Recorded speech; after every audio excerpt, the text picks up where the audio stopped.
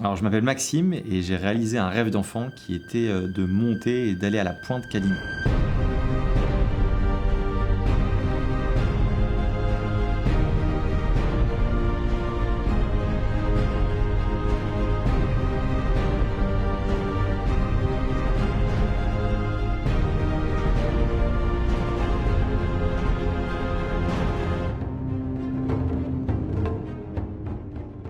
Je pense que j'ai vu pas mal de vidéos avec cet endroit-là et en fait, visuellement, c'est un truc qui est hyper joli et moi, et faisant des images, je me suis toujours dit que j'aimerais bien aller dans un endroit qui, avec le fond qui se détache bien en fait de son arrière-plan.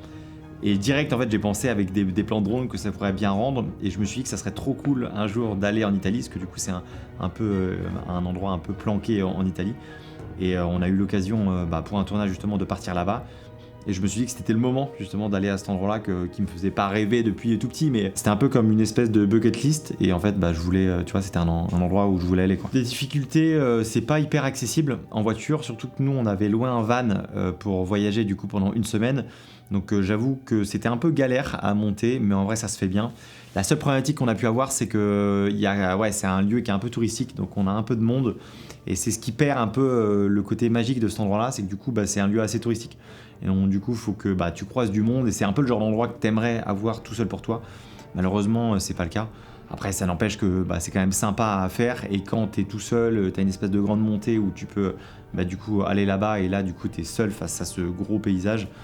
Ça reste assez magique quand même, quoi. À refaire, qu'est-ce que je ferais différemment? Ouais, je pense que j'irais, c'est un peu, ça revient avec le point d'avant, c'est qu'en fait j'irais à un moment où il y a moins de monde. Typiquement, là l'erreur qu'on a faite, c'est qu'on a été, je sais plus, je crois que c'était à 15-16 heures, on s'était fait une rando un peu avant, et tu vois, à refaire, ouais, je serais parti peut-être plus lever de soleil, je crois qu'on avait fait le coucher de soleil, si j'ai pas de bêtises.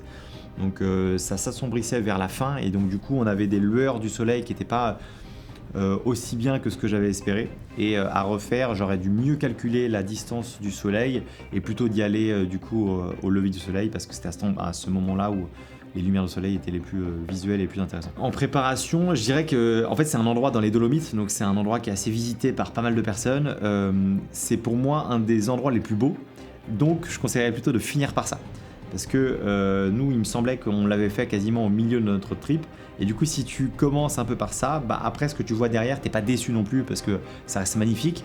Mais ça te met quand même une petite claque. Donc j'aurais tendance à dire finir par ça. Comme ça, au moins, tu vois les plans, enfin, tu vois les endroits c'est de plus en plus joli. Et à la fin, tu prends la dernière claque, quoi.